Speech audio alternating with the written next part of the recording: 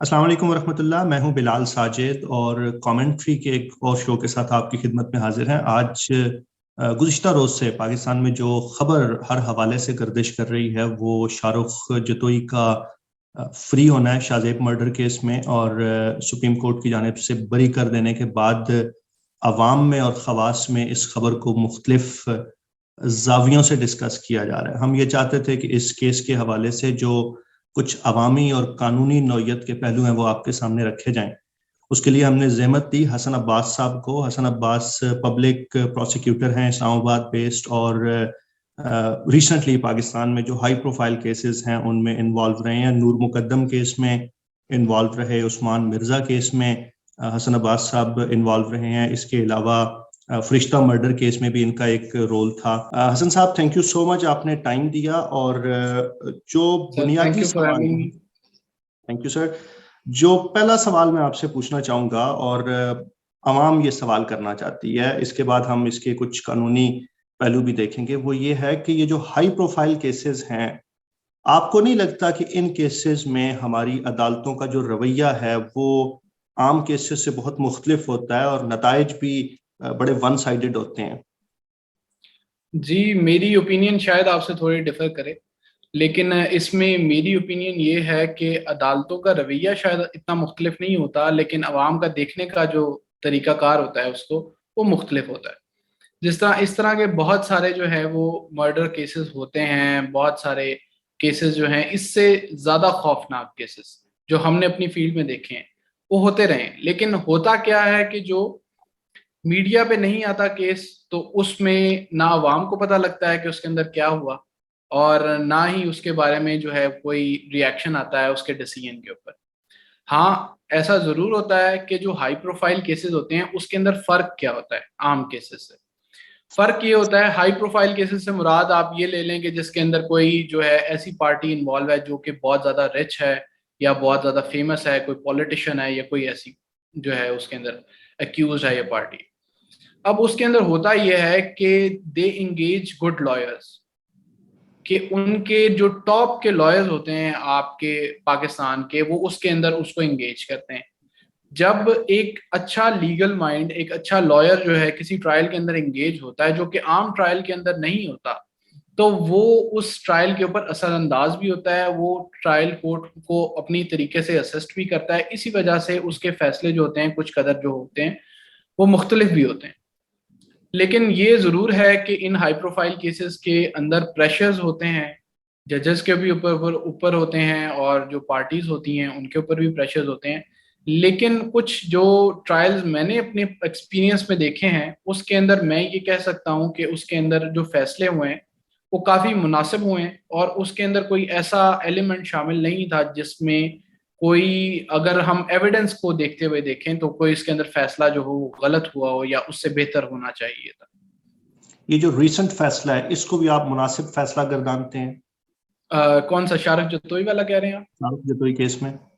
देखें, उसको पहले उस फैसले को अंडरस्टैंड करने के लिए आपको थोड़ी सी उसकी ना लीगल टेक्निकलिटीज को समझना चाहिए। एक चीज बहुत क्लियर है कि उनके जो कॉम्प्रोमाइज था वो हो चुका था। जो शाहजेब जो मर्डर हुआ था उसके वालिद ने हाई कोर्ट की स्टेज के ऊपर कॉम्प्रोमाइज कर लिया था। अब इशू क्या था, लॉ ये कहता है कि जब कॉम्प्रोमाइज हो जाए, आप ब्लड मनी ले लें, दियत ले लेते हैं, तो उसके बाद एक्यूज जो होते हैं वो एक्विट हो जाते हैं। But what was the legal bar, आप इस चीज को समझें। वो ये नहीं थी कि कॉम्प्रोमाइज होने के बाद भी उसको चलाया जा रहा था कोर्ट की तरफ से, ऐसा नहीं था। उसमें एक इशू था कि उसके अंदर टेररिज्म के चार्जेस लगे हुए थे। अब टेररिज्म 780 जब लगता है तो मर्डर जो होता है वो नॉन कंपाउंडेबल बन जाता है, कि आप उसके अंदर कॉम्प्रोमाइज हो भी जाए तो still the state will pursue the case. ठीक है। अब उसके अंदर क्या हुआ कि जब वो डिसीजन 780 बहाल रही, उसके बाद सो मोटो नोटिस भी हुआ, उन्होंने दोबारा ट्रायल, जो हाई कोर्ट थी सिंध हाई कोर्ट, उसको कहा कि वो डिसीजन सुने, और सिंध हाई कोर्ट ने सबको लाइफ इम्प्रिजनमेंट दे दी। उसके बाद उसकी अपील गई सुप्रीम कोर्ट के अंदर। अब सुप्रीम कोर्ट के अंदर दो चीजों जो थी उनके सामने थी। एक, कि कॉम्प्रोमाइज क्या वैलिड है कि नहीं। दूसरी बात कि अगर कॉम्प्रोमाइज वैलिड है तो जो 780 है वो अब एप्लीकेबल होता है, वो टेररिज्म चार्जेस इसके ऊपर लगते हैं या नहीं लगते। अब रिसेंटली अगर आपने जजमेंट्स देखी हो तो जो टेररिज्म चार्जेस हैं उसके अंदर जो सबसे इम्पोर्टेंट जजमेंट जो अभी आई है 2018 के अंदर आसिफ सईद खोसा साहब की, उसके अंदर गुलाम हुसैन केस है। उसके अंदर वो 5 मेंबर बेंच की वो जजमेंट है। उसके अंदर एलेबोरेट कर दिया गया है कि कौन से केसेस के अंदर 780A लग सकता है और कौन से केसेस के अंदर 780A नहीं लग सकता। उसमें एक चीज वेरी बहुत क्लियर है कि ऐसे केसेस जिसमें पर्सनल एनमिटी हो, आपस में कोई रंजिश हो पार्टीज की, और उसकी बुनियाद पे कोई मर्डर होता है, बेशक वो किसी चौक में हो, बेशक वो किसी जगह पे, ऐसी जगह पे हो जहां पे पब्लिक भी मौजूद हो, क्योंकि हर मर्डर, यूं तो अगर किसी आम बंदे का भी मर्डर होता है तो फिर तो उसमें भी 780A लगनी चाहिए, लेकिन उस डिसीजन में ये क्लियर कर दिया गया कि उसमें 780A टेररिज्म चार्जेस अट्रैक्ट नहीं होते।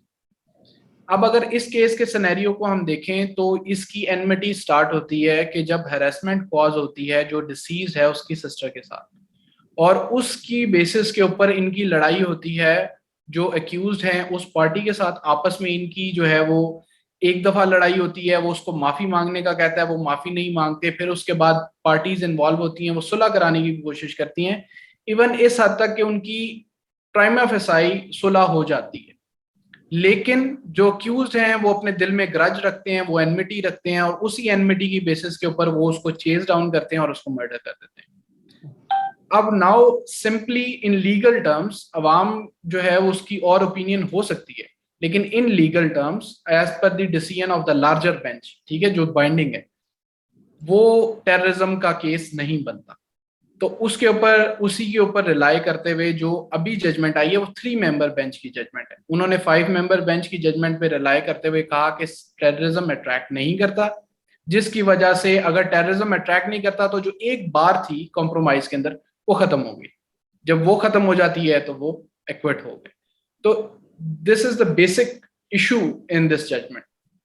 जो प्रोसिक्यूशन ने जो अपना केस तैयार किया था, जो इनिशियल केस था पहले एफआईआर की बुनियाद पे, और वहां से जब चीजें आगे बढ़ी, तो उस केस को आप कैसे देखते हो? वो ठीक दफात के साथ ठीक तरीके से केस प्रिपेयर ठीक हुआ था? मैं प्रेजेंटेशन की बात नहीं कर रहा अभी। देखें, प्रोसिक्यूशन का केस जो था वो स्ट्रांग था, कन्विंसिंग था। इसकी आपको प्रूफ कहां से मिलता है कि जो ट्रायल कोर्ट थी उन्होंने 2 अक्यूज को death sentence the, which is the capital punishment, सबसे हाईएस्ट पनिशमेंट जो होती है। 2 अक्यूज को डेथ सेंटेंस दी, 2 अक्यूज को उसके अंदर लाइफ इम्प्रिजनमेंट दी। मतलब prosecution has successfully establish his case, जो और नॉर्मली जो केस उन्होंने प्रिपेयर किया था। अब उसके बाद वही केस जब जाता है हाई कोर्ट के अंदर तो उस स्टेज के ऊपर कॉम्प्रोमाइज होता है, हाई कोर्ट की स्टेज के ऊपर। अब आप जब कॉम्प्रोमाइज हो जाता है तो फिर बेसिकली वो केस कितना स्ट्रांग है, बेसिकली वो 100% भी अगर प्रूव हो गया हो तो वो मैटर नहीं करता। Only what matters is the compromise. अगर वो उसमें फिर बार क्या थी, एक 780 की, अगर 780 नहीं है तो सिंपली कॉम्प्रोमाइज हो गया, दियत ले ली पार्टीज ने और उन्होंने उसको माफ कर दिया। जो आप बात कर रहे हैं टेक्निकली लॉ की नजर में, कानून की नजर में शायद ये बात इसी तरह हो, लेकिन इस तरह के केसेस में जो कंप्रोमाइज है वो कितना वैलिड है? देखिए ना, एक तरफ जो पार्टी है वो बहुत स्ट्रांग है, आपको ऐसा नहीं लगता कि यहाँ पे रियासत को इंटरवीन करना चाहिए और इस तरह के कंप्रोमाइजेज नहीं होने चाहिए? जी, मैं समझता हूं कि इसमें ऐसे होना चाहिए था। मतलब शुरू में तो ये हुआ ना कि 780A लग गई।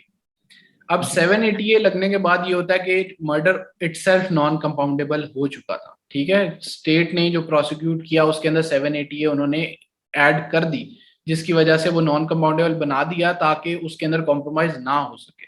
लेकिन बाद में लेटर ऑन ये डिसीजन आया कि वो इम्प्लीमेंट नहीं हो सकता था। अब इसके अंदर एक और चीज ये की जा सकती है, जैसा पीपीसी अगर आपने देखें तो उसके अंदर एक सेक्शन है 311 जिसके अंदर ये लिखा है फसाद फिल अर्थ के बारे में। फसाद फिल अर्थ ये होता है कि if an offence a murder is committed in a very brutal manner, या वो जो है वो एक पब्लिक एट लार्ज के ऊपर इम्पैक्ट डाल रहा हो, तो उसके अंदर आप मर्डर के साथ 311 का चार्ज भी, फसाद फिल अर्थ का चार्ज फ्रेम करते हैं। उसकी वजह से भी क्या होता है कि वो नॉन कंपाउंडेबल हो जाता है, उसके अंदर कॉम्प्रोमाइज नहीं हो सकता। लेकिन चूंकि इसके अंदर ऑलरेडी टेररिज्म चार्जेस लगे हुए थे तो कोर्ट या प्रोसिक्यूशन ने ये बॉदर नहीं किया कि वो इसके अंदर एडिशनली 311 ऐड करे। तो फिर ये बेसिकली ये बुनियादी तौर पे प्रोसिक्यूशन की जानिब से केस की कमजोरी है, यानी ये वो बात है जो मतलब हम आप अक्सर कत्ल के केसेस में मतलब अक्सर आप कह डिस्कस सकते करते हैं हैं। कि इसमें आप ये कह सकते हैं कि चूंकि 780A itself is a very, मतलब वो जितना हार्श एक उसके ऊपर चार्ज हो सकता है उन्होंने लगाया, टेररिज्म चार्ज लगा दिया, तो उसके बाद जो वो उससे एक कैटेगरी नीचे है 311 कि आप उसको लगाने की उन्होंने जरूरत महसूस नहीं की। लेकिन इसमें भी ये हो सकता है कि इफ अगर प्रोसिक्यूशन ने या कोर्ट ने at the time of framing of charge 311 लगाया भी होता, तो वो भी ऊपर जाके सुपीरियर कोर्ट्स उसको डिसाइड कर सकती हैं कि वेदर दैट चार्ज वो लग सकता भी है या नहीं लग सकता, but there is an option कि वो वहां पे इम्प्लीमेंट हो सकता था। ठीक है, मुझे ये लगता है कि इस केस में, ज़ाहिर है मैं जो ओपिनियन दे रहा हूँ ये एक लेमैन की ओपिनियन है, मुझे ये लगता है कि इस केस में ज्यादा इफेक्टिव वो जो आपका फसाद फिल अर्ज वाला केस है उससे ज्यादा इफेक्टिव होता है as compare to terrorism act के। जी आप कह सकते हैं, क्योंकि असल में इशू एक ये भी था ना, देखें कि ये ऑफेंस हुआ है 2012 के अंदर, ठीक है। और जो जजमेंट आई है वो 2018 के अंदर आई है, जिसने उसको डिफाइन कर दिया कि टेररिज्म चार्जेस के अंदर। जब ये 780A का चार्ज लगाया गया उस टाइम तक ऐसी कोई जजमेंट नहीं थी जो कहती हो कि पर्सनल एनमिटी के ऊपर अगर कोई आप ऑफेंस कमिट करते हैं तो वो टेररिज्म के अंदर नहीं फॉल करे। तो लेटर ऑन इसकी इंटरप्रिटेशन हुई और कोर्ट ने कह दिया कि ये इसके अंदर फॉल नहीं करता। अब उस स्टेज के ऊपर ये 8 साल तक वो जो चलता रहा नीचे ट्रायल, वो टेररिज्म चार्जेस के अंडर ही चलता रहा, तो इसलिए इसमें जरूरत नहीं पेश आई, जो मेरी ओपिनियन है इसके अंदर, कि उसमें फसाद फिलहाल लगाया जा सके। लेकिन ये है कि दैट वाज एन ऑप्शन कि उसको अगर उस टाइम पे प्रेफर किया जाता तो हो सकता था कि ये टेररिज्म वाले चार्जेस जो अभी इस जजमेंट की वजह से हट रहे हैं शायद वो ना हटते, और उसके अंदर वो स्टेट जो एलिमेंट है वो स्टिल स्टेट बरकरार है। इंटरवीन कर लेती, स्टेट के पास अच्छा, इंटरवीन इसमें करने की। चल एक दो क्वेश्चन थे मेरे, लाइक शायद बात रहे जब बाद में। उसमें पहले जो बात की आपने कि जो इस तरह के हाई प्रोफाइल केसेस होते हैं ना, उसमें बहुत अच्छे लायर्स, जिस तरह के अगर लायर्स की लिस्ट देखें तो फरूक अचनाई इसको देखते रहे हैं, फिर दरमियान में लतीफ़ खोसा साहब देखते रहे हैं, लाइक दरमियान में शायद बाबर आजम और ये आजम नज़ीर तारड़ साहब भी इन्वॉल्व रहे हैं। लाइक बहुत बड़े बड़े नाम है जो कि लोग इस चीज़ में इन्वॉल्व हैं। तो क्या जी बिल्कुल। लाइक जब इतने बड़े बड़े नाम इन्वॉल्व हो जाएं तो क्या ऐसा होता है कि गवर्नमेंट पब्लिक प्रोसिक्यूटर भी उतना स्ट्रांग लगाए? इसलिए कि देखें, अगर एक पब्लिक प्रोसिक्यूटर जिसका 4-5 साल का एक्सपीरियंस होगा और वो इतने हाई प्रोफाइल लोगों को जाकर फेस करने की कोशिश करता है, तो मेरा ख्याल है उसको वैसे ही मार खा जाता होगा बहुत सी चीज़ों के अंदर। इससे कि टेररिज्म के केस में पब्लिक प्रोसिक्यूटर को जाना होता था उस मामले में। इस बारे में आप क्या कहते हैं? और दूसरा दूसरा सवाल मैं एक साथ साथ ही बात कर लूँ। जो हमने डेट की बात की, जब हमने कहा 2018 के तक टेररिज्म चार्जेस थे, बाद में फिर, और आपको पता है 2018 के अंदर ही इनके वालिद की भी डेथ हो गई थी, और जब इनके वालिद की भी 2018 में डेथ हो गई है, और अब 4 साल बाद हमें बताया जा रहा है कि भाई सुलह हो गई थी पहले, अब किस बुनियाद पर सुलह हुई है वो तो अलग बात है। तो क्या ऐसा नहीं कि शायद महसूस होता हो, यानी अवाम तो ये समझती है कि शायद लाइक 4 साल बाद जब उसके वालिद की डेथ हो गई और आपके पास सिर्फ एक उनकी, जो उनके पास खवातीन बाकी बची हैं जो कि उनकी वालदा की सूरत में या बहन की सूरत में, तो वो तो एक कमजोर पार्टी बन गई थी जिस पे दबाव डालना बहुत आसान था। तो शायद बहुत दबाव के अंदर कुछ चीजें की गई हों। ये दो क्वेश्चन है मेरे, अगर आप इसको आंसर कर सकें प्लीज।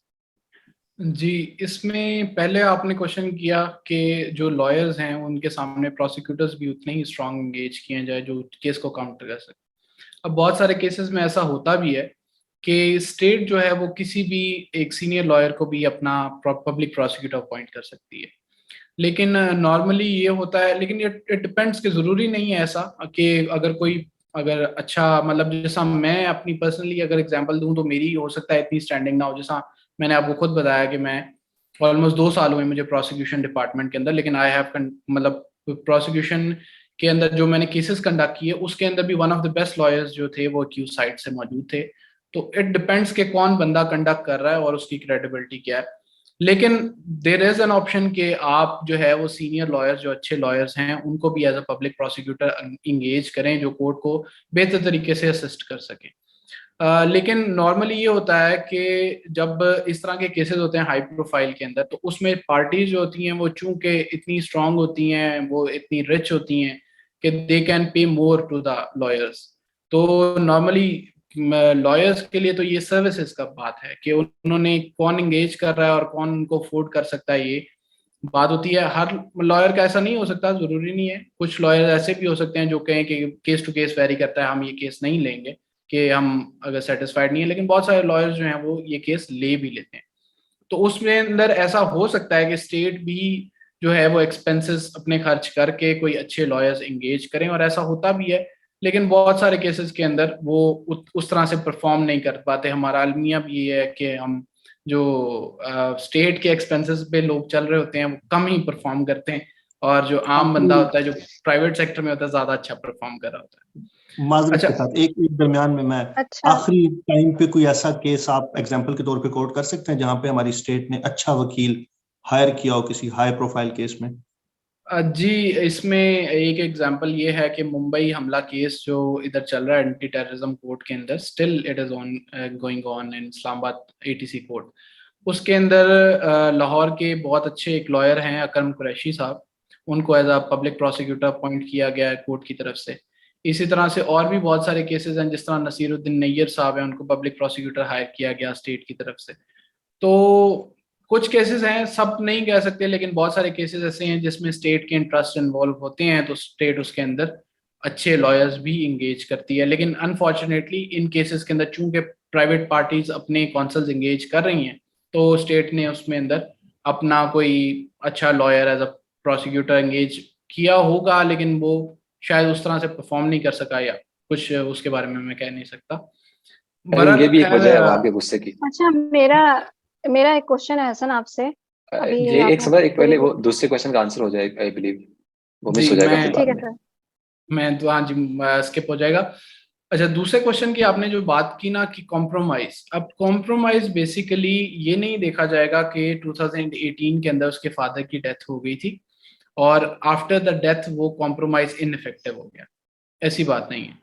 अब कॉम्प्रोमाइज की डेट देखी जाएगी कि जिस डेट पे वो कॉम्प्रोमाइज हुआ उस डेट पे उनकी, बेसिकली ये होता है जब कॉम्प्रोमाइज होता है तो कोर्ट को एक एप्लीकेशन मूव की जाती है कि भी हम कॉम्प्रोमाइज करना चाहते हैं। कोर्ट चूंकि अलाउ करती है, इसमें बहुत सारी जजमेंट्स हैं, अगर पार्टीज जो हैं वो करना चाहती हैं कॉम्प्रोमाइज तो कोर्ट अलाउ करती है। तो कोर्ट अलाउ करने के बाद ये होता है कि उनकी स्टेटमेंट्स रिकॉर्ड होती हैं। अगर कोई वो ब्लड मनी लेते हैं, कोई दियत लेते हैं, तो वो रिसीव करते हैं, कोर्ट के सामने वो रिसीव होती है। और वो उस डेट के ऊपर, जिस डेट पे वो ऑर्डर्स रिकॉर्ड होते हैं, उसी के जो नेक्स्ट जो ऑर्डर होता है कोर्ट का, उसके अंदर ये आ जाता है कि कॉम्प्रोमाइज इफेक्ट हो चुका है। अब वो जितनी भी स्टेजेस के ऊपर चला जाए, बेशक उसके अंदर 10 साल गुजर जाए, सुप्रीम कोर्ट उसको 16 साल बाद टेकअप करे, 20 साल बाद टेकअप करे, लेकिन कॉम्प्रोमाइज की वर्थ वो होगी जो जिस दिन इफेक्ट हुआ है उस दिन की हो। तो इट आपके आपके डजेंट इसके मैटर। मुताबिक तो, सॉरी मैं बात काट रहा हूँ, आपके इसके मुताबिक तो इसका मतलब है कि जब ये सुलह का मामला हुआ तो कोर्ट के सामने बताया गया कि इतनी दीद ली गई है और उसकी बुनियाद पर सुलह हो रही है, ऐसे ही है? जी, मेरे मुताबिक यही है कि जब सिंध हाई कोर्ट के सामने ये कॉम्प्रोमाइज हुआ, तो उस टाइम पे जिस डेट पे ये कॉम्प्रोमाइज हुआ, उस डेट पे मतलब उसमें दो ऑप्शंस होती हैं नॉर्मली पार्टीज के पास। एक ये होता है कि चूंकि मैंने खैर डिटेल फाइल मैंने नहीं देखी कि उसमें कॉम्प्रोमाइज की क्या मतलब क्या उसमें कोई ब्लड मनी हुई है या नहीं हुई, लेकिन उसमें नॉर्मली दो कंडीशंस होती हैं। एक ये होता है कि आउट ऑफ द कोर्ट आप कंपेंसेशन ले लेते हैं और आप कोर्ट में आगे ये स्टेटमेंट देते हैं कि मैंने फी सबीलिल्लाह माफ कर दिया। दूसरी ये ऑप्शन होती है कि जो फिक्स दियत होती है, जैसा इस ईयर की जो दियत है वो हर साल नोटिफाई होती है, जैसा 43 लैक्स जो है ना वो इस साल की दियत है। इस तरह से उस साल की जो दियत होगी उसके मुताबिक वो उसकी अमाउंट पे करते हैं कोर्ट के अंदर, और वो उनको सबमिट होती है, वो ऑन रिकॉर्ड भी आती है। लेकिन कॉम्प्रोमाइज उससे उसी ज्यादा डेट पे से नहीं कर होता है। सकते? जी उससे ज्यादा पे नहीं कर सकते, मतलब 23 नहीं, लाख ज्यादा अगर भी, ये मिनिमम मिनिमम है, मिनिमम। ज्यादा भी कर सकते हैं एज पर दी पार्टीज जितने में वो कॉम्प्रोमाइज उनका होता है। ये मैं मिनिमम आपको बता रहा हूँ, at least not less than this होगा। अगर कोर्ट के सामने आप कहेंगे कि मैं दियत लेना चाहता हूँ तो नॉट लेस देन दिस। ठीक और है, फिर ये उसके एक्चुअल बाद ये है प्रोसीजर है कि बेसिकली। जी ये एक्चुअल प्रोसीजर है, लेकिन इसे आई थिंक इसकी इल्म लोगों को नहीं है कि दियत वाकई अदा की गई है कि नहीं की गई, इसलिए बहुत मुतज़ाद राय हैं अवाम के पास। कुछ लोग कहते हैं कुछ अदा की गई, कुछ लोग कहते हैं नहीं अदा की गई। फिर फिगर के बारे में मुख्तलिफ राय हैं, जो कि 1 जी, बिलियन से वो 2.5 बिलियन तक मुख्तलिफ जाती राय है, है लेकिन बेसिकली इसलिए क्योंकि रिकॉर्ड की एक्सेस नहीं है, लोगों को डिटेल्स नहीं पता, तो इस वजह से। लेकिन इस चीज की हद तक ये चीज सर्टन है, जिस तरह की ओपिनियन सिंध हाई कोर्ट की जजमेंट में भी आई थी, लेटर ऑन सुप्रीम कोर्ट की भी जजमेंट, जब अभी डिटेल जजमेंट आनी है वैसे, लेकिन जब भी आएगी तो उसके अंदर ये चीज क्लैरिफाई होगा कि वो कॉम्प्रोमाइज जो था वो इफेक्टिव था। उन्होंने बेसिकली फी सबीलिल्लाह माफ किया, उसको दियत लेके माफ किया है, जिस तरह भी इधर अदरवाइज माफ किया, लेकिन कॉम्प्रोमाइज हो चुका था, उन्होंने उसको माफ कर दिया। अब जब उसको माफ कर दिया तो वो उस डेट से कंसिडर होगा जिस डेट पर उन्होंने माफ कर दिया। लेटर ऑन ये नहीं है कि आप पार्टीज ने एक दफा कॉम्प्रोमाइज कर लिया तो उनको दोबारा आपको प्रेशराइज करके या उनकी स्टेटमेंट कराने की जरूरत है, ऐसी जरूरत नहीं है। एक दफा कॉम्प्रोमाइज हो गया तो उससे रिट्रैक्ट नहीं कर सकती पार्टीज, तो इस वजह से ये चीज चली है।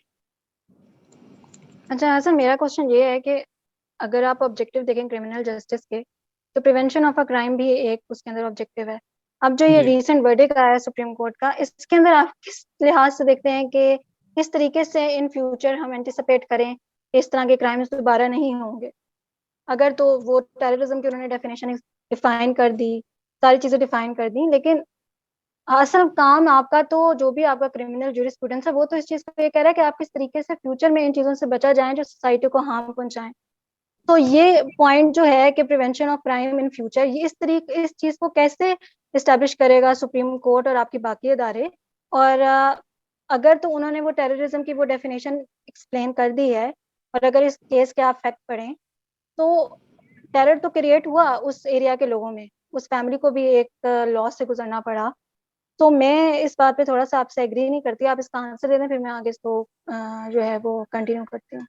जी, इसमें देखें ओपिनियन तो डिफर कर सकती है हर बंदे की। मैं तो आपको बेसिकली वो चीज बता रहा हूँ जो जजमेंट के अंदर आया। आप डिसएग्री कर सकती हैं जजमेंट से, लेकिन नॉर्मली ये होता है कि अगर एक मोहल्ले के अंदर, एक सिटी के अंदर कोई एक भी मर्डर होता है, इवन कोई एक रॉबरी होती है, कोई फायरिंग होती है, तो खौफो हरास तो फैलता है। उसको भी आप ये कह सकते हैं कि थ्रेट टू द पब्लिक वो था। Crime is always against a public at large. State क्यों इन्वॉल्व होती है? प्राइवेट केस और क्रिमिनल केस के अंदर यही फर्क है कि प्राइवेट केस के अंदर दो पार्टीज हैं, आपस में उन दोनों के राइट्स इन्फ्रिंज हुए हैं। क्रिमिनल केसेस के अंदर यह है कि उसमें पब्लिक एट लार्ज का राइट इन्फ्रिंज हुआ है हर क्रिमिनल केस के अंदर, either it is a terrorism case और नॉट। इसी वजह से स्टेट उसको परस्यू करती है केस को, स्टेट उसमें पब्लिक प्रोसिक्यूटर हर केस के अंदर अपना एंगेज करती है। अब उस नजरिए से अगर देखा जाए तो अगर कोई भी मर्डर होता है तो उसके अंदर ये टेररिज्म के चार्जेस लगने चाहिए। अगर आप नूर मुकद्दम की एग्जांपल लें तो उसके अंदर जो एक्यूज था उसने डिसीज को इस तरह से ब्रूटली मर्डर किया कि उसने उसकी नेक सेपरेट कर दी उसकी बॉडी से। अब जो आम बंदा कोई भी सुनेगा तो उसके दिल में ये टेरर फैलेगा कि अगर एक बंदा ऐसे एक किसी को कर सकता है तो वो कल को मेरे साथ भी ऐसे कर सकता है। तो इसके अंदर टेररिज्म चार्जेस तो नहीं लगाए ना, अवाम ने इसके अंदर कहा कि जो है इसके अंदर टेररिज्म चार्जेस लगने चाहिए। तो टेररिज्म लॉ जो बना उसकी एक स्पेसिफिक नेचर थी, लेजिस्लेशन का एक मकसद था, बेसिकली टू कर्ब टेररिज्म।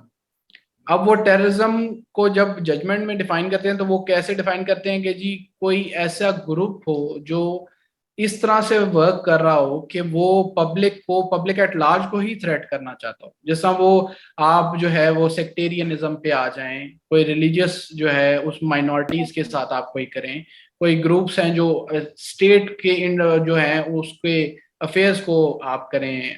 फिर डिपेंड करता है कि आप कितना ब्रूटली, आप जिस तरह अगर मेरी लेट सपोज ए की बी के साथ एक पर्सनल एनमिटी है और वो बी को जाके रोड के ऊपर गोली मार देता है, तो इसमें as per the judgement terrorism attract नहीं करेगी।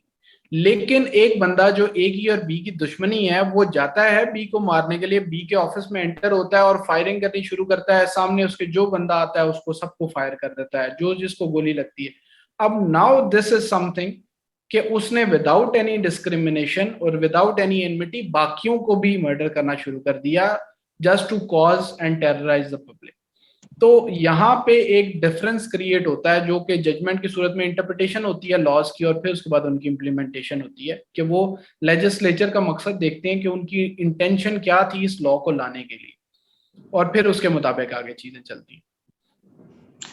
लेकिन स्पिरिट ऑफ लॉ के पर्सपेक्टिव से भी देखें ना आप, ये जब हमने सुलह की बात की, अब जिस सोसाइटी में हम रह रहे हैं वहां पे अगर दो पार्टीज हों जिनके अंदर इतना बड़ा तफावत हो सोशल स्टेटस में, पैसों में, वसाइल में, एक्सेस में, हाई प्रोफाइल, वो कला की हमने बात कर छोड़ी, अब जाहिर है वहां पे तो दबाव ही बड़ा पड़ना है ना जी सुलह के लिए। वहां पे आप कैसे अवॉइड करेंगे, या रियासत कैसे इस बात को इंश्योर करेगी कि जो मुद्दई है उसके ऊपर दबाव नहीं डाला गया? यानी अगरचे ये सारा काम लीगल लगता है कि जी उन्होंने अपना केस दिया, फिर कंप्रोमाइज हो गया, फिर हमने ये एनालाइज किया कि टेररिज्म की दफात लगनी चाहिए या नहीं लगनी चाहिए, ये सारी चीजें लीगल फ्रेमवर्क के अंदर हैं, दुरुस्त है, आपने ठीक इरशाद फरमाया, लेकिन स्पिरिट ऑफ द लॉ कहाँ गई? उसको हम कैसे करेंगे? रियासत का ये भी काम था ना कि अपने शहरी का तहफ़्फ़ुज़ करती, और जब शहरी का तहफ़्फ़ुज़ करने में नाकाम हुई है और मल्टीपल इंस्टेंसेस पे नाकाम हुई है, तो फिर कैसे हम उसको कैसे देखेंगे? जी, इसमें देखें, मैं आपको जिस तरह से इसमें जो मर्डर के चार्जेस आए हैं ना, और जो अगर आप पीनल कोड को पढ़ें तो उसके अंदर किसास एंड दियत एक्ट के थ्रू काफ़ी सारी चीज़ें को इम्प्लीमेंट किया गया। किसास एंड दियत एक्ट आया और उसके थ्रू यही चीज़ें सारी कॉम्प्रोमाइज़ वाली और ये सारी चीज़ें।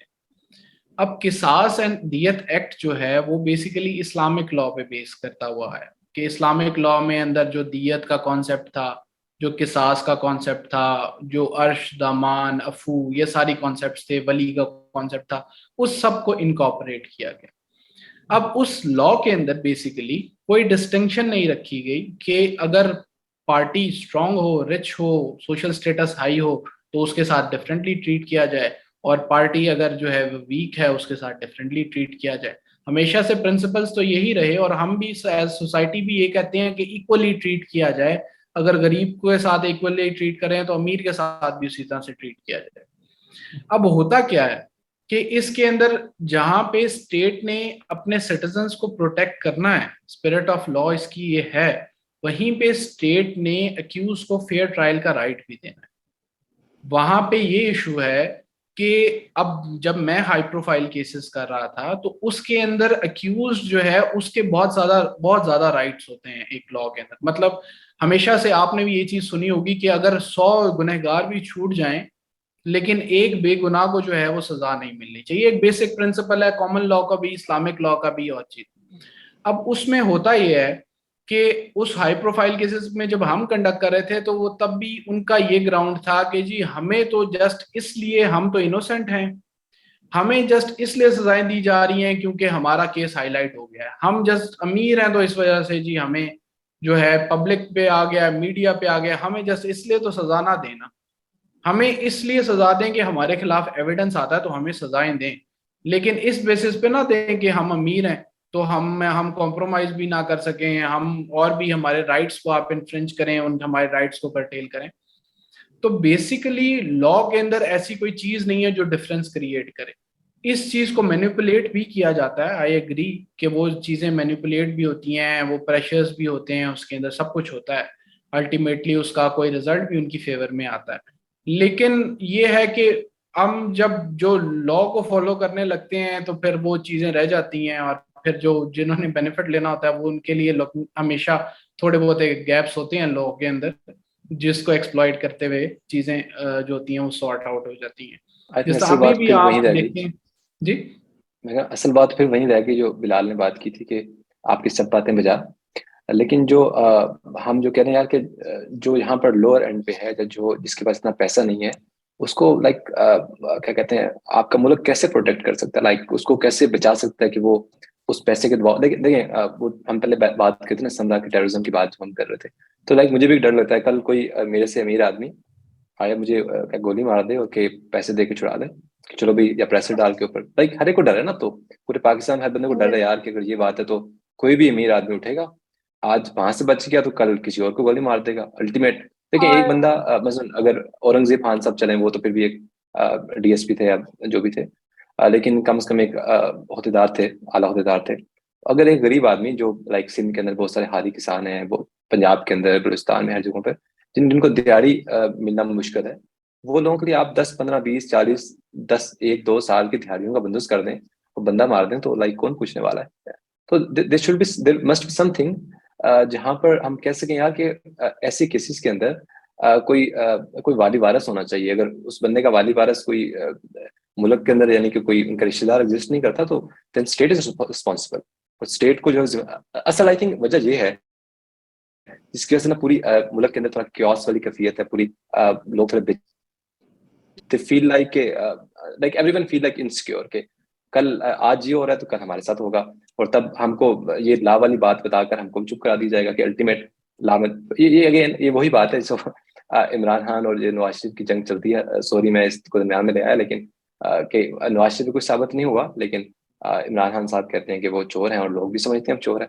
लेकिन कानून जो मर्जी कहता रहे, अवाम की एक राय है और अवाम बाज़ औक़ात इखलाकी तौर पे लाइक बाय लॉ तो शायद आप ठीक कह रहे हैं, लेकिन अवाम समझती है कि इखलाकी तौर पे कुछ चीज़ें गलत हैं और उसका कोई हल होना चाहिए। देत देत की जो बात हम कर रहे हैं, ऑल्दो देत बहुत सारी एक अच्छी चीज़ है, वो इस्लाम के उस अच्छे रसूलों पे कायम है कि भाई अफू दरगुजर वाला मामला होना चाहिए और हम लोगों को लाइक ख़त्म करने के दर पे नहीं है, बल्कि चाहते हैं कि माफ़ी तलाफ़ी का मामला हो। लोग गलतियां अगर करते हैं तो उससे तौबा इस्तगफार करें, दरगुजर करें, इस तरह के मामला। तो लेकिन ये अगेन हर जगह कुछ कानून होते हैं जो कि ऐसे अच्छे कानून होते हैं, लेकिन अगेन उस कानून को जब लोग अपने हाथ में देते हैं और उसको चेंज करने की या मैनिपुलेट करने की कोशिश करते हैं तो लोगों में इस्तराब बढ़ता है। और वो इस्तराब बाज़ औक़ात अगेन वो कैफियत ऐसी होती है, कोई अदालत से इंसाफ नहीं मिलता तो बाद में उसका कोई रिश्तेदार उठ के गोली मार देता है उस बंदे को। लाइक अक्सर देखा हमने माशरे में किस तरह के वाक़यात होते हैं। हालांकि अदालत कहती है कि यार बाय लॉ और बाय कानून बहुत बरी किया था, लेकिन देखें यहाँ पर भी राइट्स थे उसके। लेकिन हमने जब बात की कि पब्लिक प्रोसिक्यूटर की, तो हमें अंदाजा हुआ कि पब्लिक प्रोसिक्यूटर अकरम शेख जैसा या अकरम चौधरी जो भी नाम है उनका, उन जैसा पब्लिक प्रोसिक्यूटर नहीं आ सका। वो भी सिर्फ इस वजह से कि वहां पर आपको फाइट वाला मामला था कि आप फाइट की ग्रे लिस्ट में आ जाएंगे, आपको पब्लिक प्रोसिक्यूटर अच्छा लगाना पड़ा।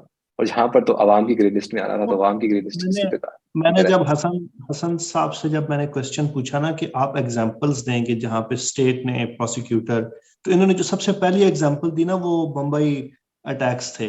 और मैं वहां पे सिर्फ एक फिक्र कहना चाहता हूँ कि जहां पे रियासत का इंटरेस्ट होगा ना जी, और रियासत ने बड़ी क्लियरली मुझे, समरा को, उमर को ये बता दिया, जानते हसन साहब भी हैं वैसे, रियासत ने बता दिया कि हमारी तरजीहात क्या है। तो वो अपने केसेस उन्होंने ना बड़े सिलेक्टिव किए हुए हैं। क्या ख्याल है आपका? जी, इसमें मैं ये कहना चाहूंगा ना कि बेसिकली हमारे एक दो या गिने चुने केसेस के लिए मैं ये चाहता हूँ कि ठीक है, आप, आई एग्री विथ यू, लेकिन मैं ये चाहता हूँ कि ये सिस्टम सिर्फ इन 4 केसेस के लिए या 3 केसेस के लिए नहीं ठीक हो। सिस्टम ठीक हो, आप सिक्योर तब फील करेंगे जब स्टेट का system as whole, judicial system as whole इतना स्ट्रांग हो जाए कि वो हर केस के अंदर ये इंसाफ प्रोवाइड कर सके। मतलब उसके लिए बेसिक रिक्वायरमेंट ये है कि आपको सबसे पहले ग्रास रूट लेवल पे पब्लिक को अवेयरनेस हो कि लॉ क्या है, उनके राइट्स क्या हैं और उन्होंने किस तरह से उनको इन्फोर्स करवाना है। सेकेंड स्टेज के ऊपर जब आप अप्रोच करें स्टेट मशीनरी को, जब आप क्रिमिनल लॉ मशीनरी को एफआईआर दर्ज कराएं, पुलिस इन्वेस्टिगेशन के अंदर आए, तो आप उस पुलिस इन्वेस्टिगेशन सिस्टम को ठीक करें कि आप उनको एक तो साथ उनको ट्रेनिंग दें, मतलब कि उनको पता हो कि इन्वेस्टिगेशन किस तरह से करनी है। फिर आप उनको इक्विप करें कि उनके पास सारे जो हैं वो चीज़ें अवेलेबल भी हों प्रॉपरली इन्वेस्टिगेट करने के लिए, और फिर उसके ऊपर वो चेक्स भी लगाएं कि जिसके ऊपर वो प्रॉपरली उनको इम्प्लीमेंट करते हुए इन्वेस्टिगेट भी करें। This is a whole system जो मैं बात कर रहा हूँ कि ये एक केस से ठीक नहीं होगा। ये अवाम की, हम बेसिकली लॉ क्या है, लॉ बेसिकली अवाम की ही ख्वाहिशात होती हैं। अगर आप बैकग्राउंड में चले जाएं डेमोक्रेसी की, बेशक हमारी एक न्यूली डेमोक्रेसी और हम एस्टेब्लिश कर रहे हैं और हमारे लॉज ड्रैकोनियन लॉज हैं कॉलोनियलिज्म के, लेकिन अगर आप इनकी भी बेसिस देखें तो ये कहाँ से इमर्ज होते हैं कि आहिस्ता आहिस्ता जो एक आदमी, जो स्टेटलेस सोसाइटी के अंदर हम रहते थे, तो हमने एक सोशल कॉन्ट्रैक्ट किया स्टेट के साथ और हमने अपनी लिबर्टीज को कर्टेल किया, अपने राइट्स को गिव अवे किया और स्टेट को एम्पावर किया ताकि वो हमें प्रोटेक्ट करे। अब उसके बदले में स्टेट ने क्या किया कि हमें रिप्रेजेंटेशन दी, हमें ये दिया कि हम अपनी ओपिनियन के मुताबिक हम जो चाहते हैं कि जिसको लॉ बने हम उसके लॉज बनते गए और आहिस्ता आहिस्ता वो बनते हुए जो एज होल पब्लिक जिसको चाहती थी कि जी ये चीज कंडेम होनी चाहिए, उसको कंडेम करने के लिए आहिस्ता आहिस्ता लॉज बने। अब उन लॉज के अंदर ऐसा हरगिज नहीं है कि उसमें बेहतरी नहीं लाई जा सकती, ऐसा हरगिज नहीं है कि वो लॉज फिक्स्ड हैं, वो लॉज बहुत अच्छे हैं, 100% ठीक है, जस्ट उसकी इम्प्लीमेंटेशन ठीक नहीं हो रही। ऐसा नहीं है, उसकी इम्प्लीमेंटेशन भी ठीक नहीं हो रही, लेकिन उन लॉज के अंदर भी फ्लॉज है। अब अगर मैं आपको इन्वेस्टिगेशन की एग्जांपल दूं, तो नॉर्मली ये होता है कि पुलिस इन्वेस्टिगेशंस में इन्वेस्टिगेटर्स को पता ही नहीं होता कि हमने क्या बेसिक रिक्वायरमेंट्स है।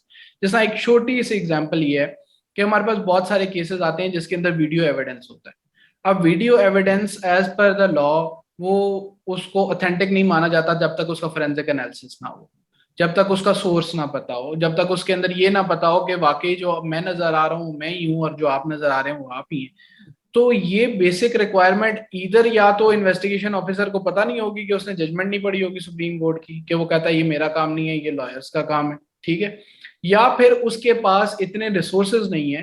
रिसोर्सेज से मुराद ये है कि एक फोरेंसिक एनालिसिस के उनको 2,000 रुपया 3,000 रुपये जमा कराने पड़ते हैं ईच केस के अंदर। अब उसके अंदर उनको सेपरेट हर केस की इन्वेस्टिगेशन के अंदर पैसे नहीं मिलते, तो वो पैसे उन्होंने कहाँ से ला रहे हैं, वो वही चीज बेसिकली, मैं इसको इंडोर्स नहीं कर रहा कि ये चीज ठीक है, लेकिन मैं आपको कॉज बता रहा हूँ ये कहाँ से आ रही है कि आप उसको इक्विप नहीं कर रहे, आप उसको वो रिसोर्सेज नहीं दे रहे जिसके थ्रू वो करेगा। तो वो कहाँ जाएगा, वो करप्ट प्रैक्टिसेस के अंदर जाएगा। वो जब करप्ट प्रैक्टिसेस में जाएगा तो वो जिससे पैसे लेगा उसको फैसिलिटेट भी तो करेगा, बाय मतलब एक हाथ उससे कोई चीज लेगा तो उसको एक वो चीज बेनिफिट भी देगा। तो बेसिकली आप हमें एज अ नेशन जरूर इन केसेस के थ्रू हमें ये चीज हाईलाइट करनी चाहिए, लेकिन हमें ये करना चाहिए कि हम अपनी एज नेशन हम ग्रो करें, हम हर केस के अंदर हर जुडिशियल सिस्टम के अंदर ये बेहतरी लाने की कोशिश करें। एज होल हम पढ़ें कि लॉज क्या हैं, उसके अंदर क्या तब्दीली आनी चाहिए, ना कि अपनी सिर्फ ख्वाहिशात का इजहार करें।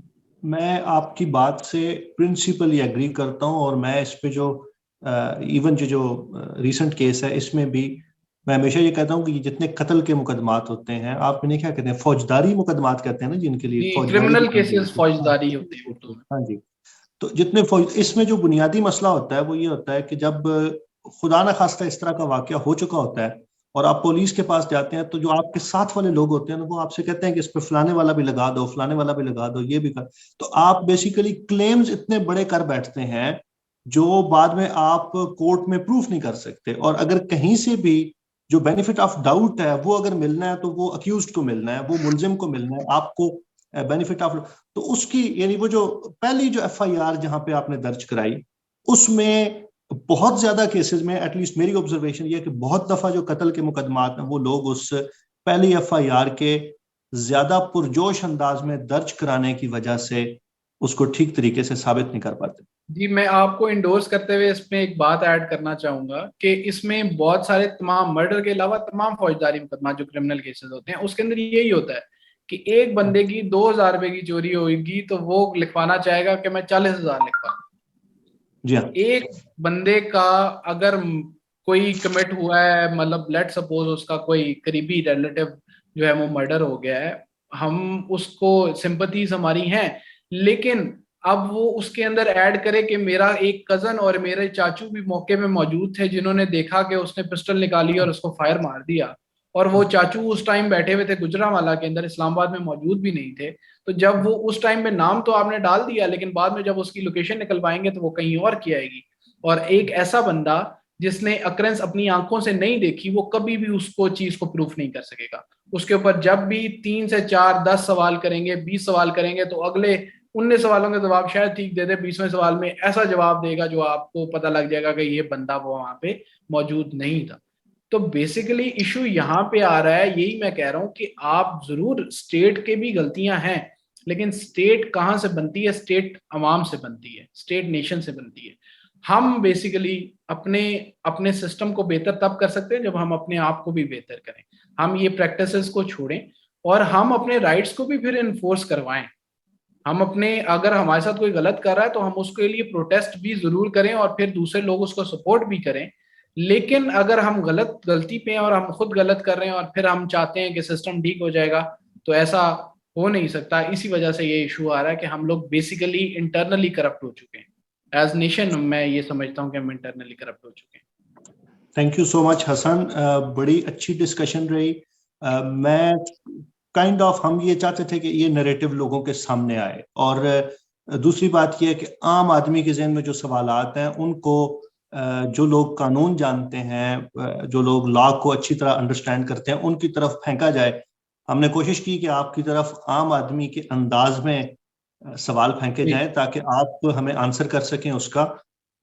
ओवरऑल मैं जिस चीज़ पे इसको कंक्लूड करना चाहूँगा वो ये है कि रियासतें सिर्फ और सिर्फ आइन और कानून के दायरे के अंदर रहते हुए परफॉर्म कर सकती हैं। और जो एक फिक्रा कहा दरमियान में हसन अब्बास साहब ने, वो बड़ा इम्पॉर्टेंट था कि अगर 100 गुनाहगार लोग किसी केस में ये जानते हुए कि वो गुनाहगार हैं, अगर वो किसी कानून ज़ाब्ते को, I am sorry for this word, लेकिन अगर किसी कानून या ज़ाब्ते को डिच करते हुए वो बरी हो जाएं, तो ये भी प्रॉब्लम है। लेकिन ये उतना बड़ा प्रॉब्लम नहीं है जितना खुदा न खास्ता अगर किसी बेगुनाह आदमी को किसी कानून ज़ाब्ते के तहत सजा दे दी जाए तो ये ज़्यादा बड़ा प्रॉब्लम है। रियासत का जो काम है वो ये इंश्योर करना है कि कोई कानून, कोई ऐसा लॉ न बने, कोई ऐसी प्रैक्टिस पैदा ना हो जिससे बेगुनाह लोग भी कानून के उसमें चक्कर में आ जाए।